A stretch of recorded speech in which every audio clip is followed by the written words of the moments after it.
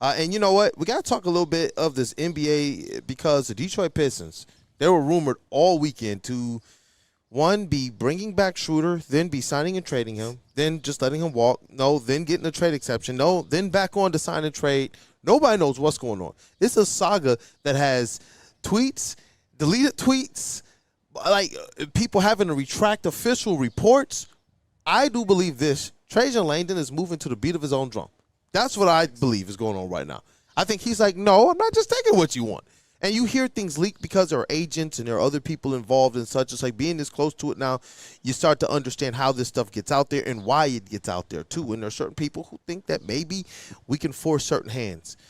And maybe we can get the fans to be in support of something of that nature. But with Trajan Langdon, I've seen a guy who he just seems like he knows what he wants to do. He understands what the core of this team is. He understands what it means to have Cade Cunningham and these young players with the right shooters around them. And I'm glad that he's not just saying, you know what, yeah, push button, I'm just going to take Malik Monk. When you look at the contract, even though he's a decent player, you're looking at a guy over the next 3 years who is $19, $20, $22 million a year.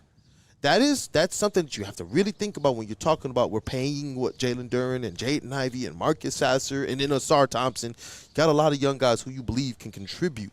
And that's why I keep saying, I told y'all at the beginning of this thing, I do believe that next year is the year that the Detroit Pistons are going to get a lot more busy. This year is a nip and tuck because you got to know what you have. And at least where it differs from before, when they said 2-3 years ago, we need to know what we have. This time it's these guys leading the charge rather than leading you to the bottom of the East. And so with the Pistons kind of falling out of this thing for right now, I am actually more comfortable with that than not because you have a large portion of what this team was.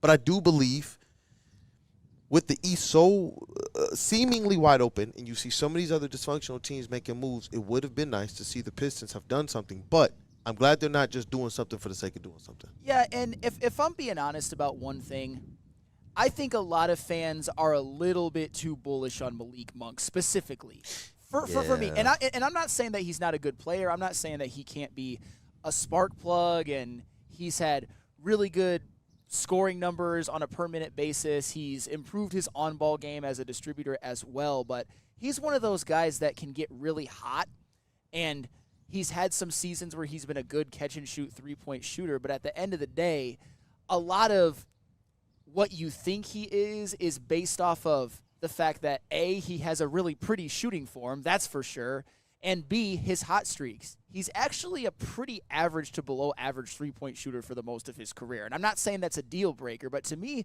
Malik Monk and Karis LeVert are more similar than different, at least to me, from what I have seen and from what I have gathered. I know a lot of people are going to disagree, and I'm not saying if the Pistons get Malik Monk, I'll be pounding the table like, no, how could you do that? I know they'll find a place for him, but I see a lot of almost like, get Malik Monk at all costs. It would be what puts you over the top. And I'm like, I'm not so sure. Put you over the top for what? I'm not so sure. Yeah, that's what I'm saying. They're not necessarily championship level just yet. But in terms of being able to put yourself in a better position to take advantage of the East, does Malik Monk do that?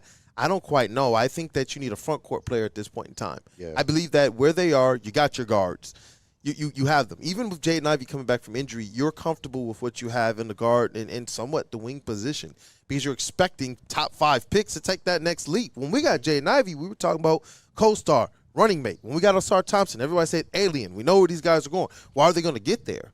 You know, because these guys are getting to their second contract now. To put this in perspective, Cade Cunningham, who we knew was going to be unquestionably one of the best players from that draft and one of the best players the Pistons have taken ever, this guy literally stepped into All-NBA and All-Star on his rookie contract.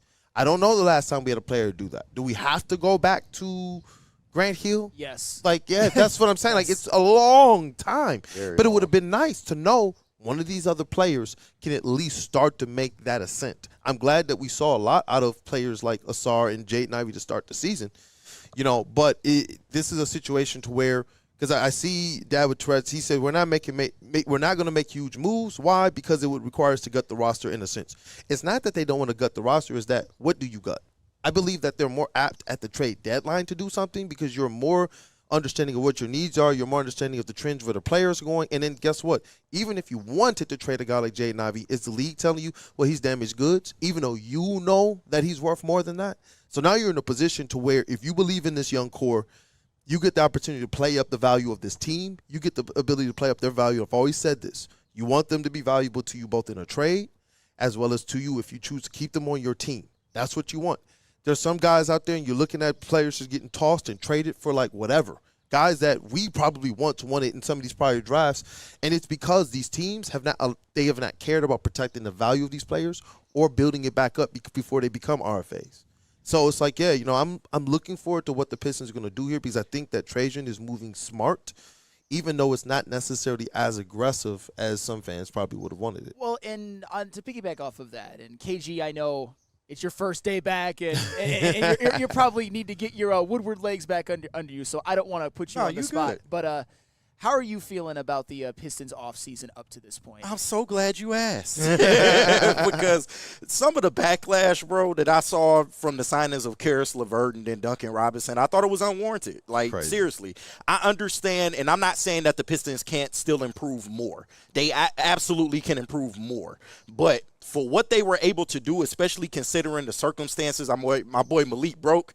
He out here gambling on games. You were able to pivot. $8 million debt. Yeah, man, that shit was crazy when that dropped. But you were able to go out. You got Duncan Robinson, who is an equal two shooter to Malik Beasley. Yes, he's not 300 threes like we just saw this past season, but he is very, very serviceable. He's a movement shooter. He's going to provide what Malik Beasley provided for this team. And then when you replace Simone Fontecchio with a Karis LeVert off the bench, I think that's great considering what we were getting from Simone Fontecchio and what Karis LeVert can bring to this team. And I understand he's not the great scorer that he once was. He slowed down a bit. He's been injury prone a little bit, but he is still somebody that is capable of going out there hitting a consistent three-point shot. He can give you a little bit of defense, and he's going to be able to draw defenses in when he drives to the paint. That way he can kick out. Get his own bucket. I'm telling you, and playing with a guard like Cade Cunningham is going to make the world a difference for him. So I'm cool with the Pistons offseason so far. Could they do a little bit more? Sure. But if your players aren't out there, I don't want Trajan just making moves for the hell of it. And I love that he's smart and he's tactful and he's just paying attention to this thing. If my guys aren't here, I can wait it out. We have the cap space. We have the draft picks. We have everything that we need to make a move. They got a talented roster right now. Yeah. Exactly. And you still have a young core that is ascending. So I'm cool with everything they've done to this point. I would like another move personally. Of course. And some of the moves that we talked about the last week I would really, really like. But I think the underlying thing when it comes to Karis LeVert and Duncan Robinson, I think that they're players that recently have gotten a bit of a bad rap. They're the type of players that when you first hear about the signings, not me so much with a Duncan Robinson, but certainly with a Karis LeVert, I was a little bit underwhelmed, but that's why you got to go in and dig deep and see what he actually does well and what he actually can do. And what you find out about Karis LeVert is that obviously we know that he's a good on-ball player. He could even lead your bench unit, but also, and I had the numbers last week. I don't have them now, but you're just going to have to take my word for it or look them up yourself. He's had seasons where he's actually been pretty good as a catch-and-shoot three-point shooter. Not on a super high volume, but 3-4 attempts per game. He could give you like 38% on a catch-and-shoot threes. And, of course, with Duncan Robinson, he's had a season, it was a few years ago, where he had 270 threes. Close. He's had another one where he had 250. Last year he was, or it was either last year or the year before, he was really, really good. And he's also had two really damn good playoff runs. Yeah, that's what I was about to pull up. Where the Heat made the finals. You can't say that about Malik Beasley. I'm not trying to kick a man on his way out. But at the end of the day, it is what it is. Don't put that energy out there. My boy owed the barber $37,000. I'm sorry, man. No, I know. I know, but like my point is, I'm not trying to just discard. What kind of haircut was that, bro? Right. How do you owe the barber $37,000? I'm not trying to discard what Malik Beasley did, but you know how upset I am about how he ished himself in the playoffs. Yeah. Very upset. I mean, we can see now where his mind was probably on a whole bunch of other things. This was a good year on the court, regular season, but there was a lot in his personal life throughout the course of this year that just went belly up for him. And you know what? Damn, man. That's free bro, man. Terry Rozier got off, man. Free bro, man. Yeah, right. That's it's bad for him right now, dog. It's all bad. But you know what, man?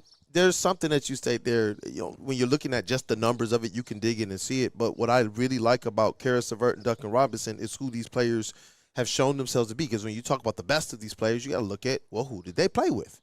When you talk about, are these guys getting a bad rap in recent years? Well, what are their situations? You're looking at Duncan Robinson, who the usage rate went from, I'm playing with Jimmy Butler, to now we have budget all-star in Tyler Herro. Yeah. That makes a huge difference. And now all of a sudden they're looking for Duncan Robinson to do things he shouldn't have to do. Damn. That I didn't even makes a mention huge that. difference. Tyler Herro's not the type that makes those around him better. He's He's a really good player.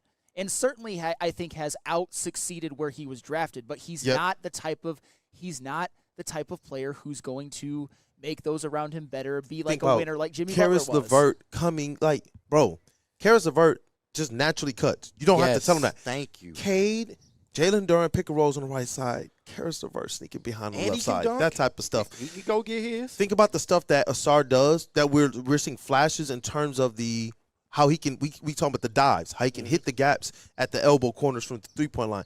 Karis LeVert does this in his sleep. We're not talking about that he does this at an insane clip, like he's going out there and popping off for 25 or 30.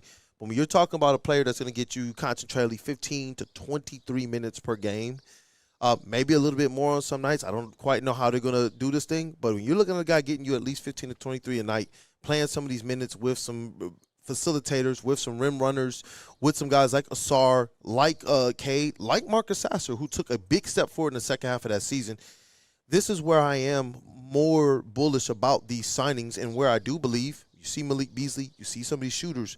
This Pistons team made a lot of threes this year, and it was playing off of the space that Cade Cunningham was creating, and the fact that he is a master tactician, a master facilitator, a connector, was one of the top players in the league, still one of those players that's at the tops with potential assists. And I do believe getting more players like this, it makes the game easier. We don't need Karis LeVert and Duncan Robinson's usage or their responsibilities to be as if Jimmy Butler's no longer there with Duncan Robinson. So now what's going to happen? Now all of a sudden he's not just catching and shooting.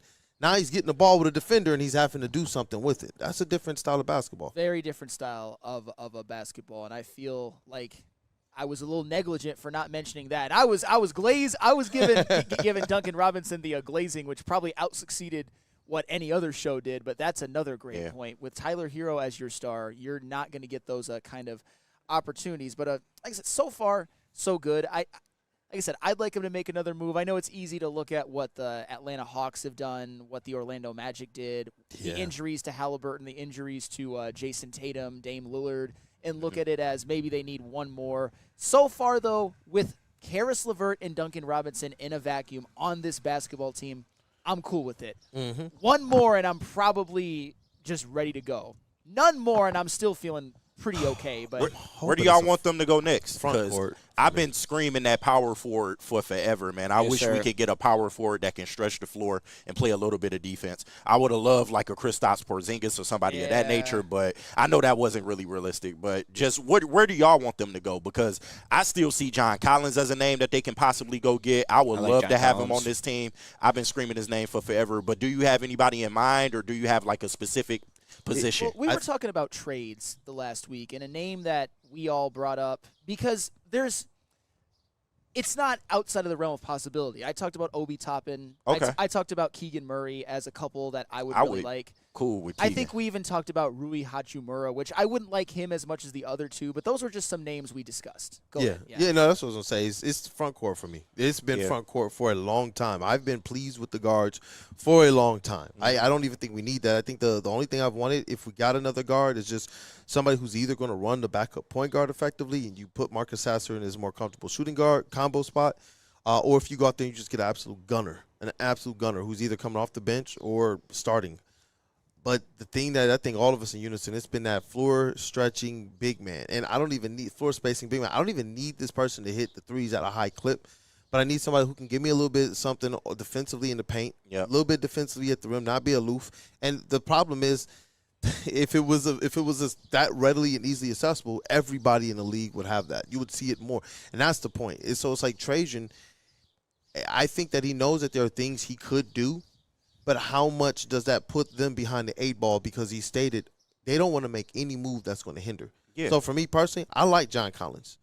I love that. There That's was a monster move if they do yeah. that. There was a time when we were hoping. Rod and I talked about it on the pod maybe two years ago. We were hoping, all right, maybe it's John Collins, but we heard that at the time the Hawks were basically asking for a king's ransom, and that Collins wasn't going to be the guy. Even when he wanted to get traded, we were just like, okay, we were sitting here like, yo, man, they couldn't have done a deal with us to be able to get Collins over here, because at this point in time, do I think he's the perfect fit that we need? No, if I could pick anybody, I'd say, hey, let's go and trade for Lauri Markkanen. Oh, man. But John Collins, I've been screaming that name. Yeah, who we know is effectively one of those guys who's been on trade block with his last 2 teams. At this point in time, I do believe that is your only available ceiling raiser in the front court. Everybody else is what I see Vucevic as a name flying around out there. Yeah. There was another big, I forget the name, but there's a couple names that are kind of out there if the Pistons want to be able to take a flyer. But I believe you kick the tires on what's up with John Collins, and if not, you realistically got to run it back. He's another one though that I think gets a little bit of a bad rap. And does he? I think he does. Do you agree with me? He does. I ain't never heard it. There's a lot of people in our chat that will see him as radioactive. Let's take a quick one. We'll get back because John Collins, I think, is that our most kumbaya pick in terms of the ones that we see are out there. We believe that's the need. They've gone and brought in a couple wing guard type players. He's a 20-point-a-game scorer, absolutely. 36, 38% from behind the arc. Yeah. You're talking about now pick and pop. So you got your rim run with Jalen Duren. You got your pick and pop with John Collins, who can still get into the paint. Yeah. We got to say what up, though, too.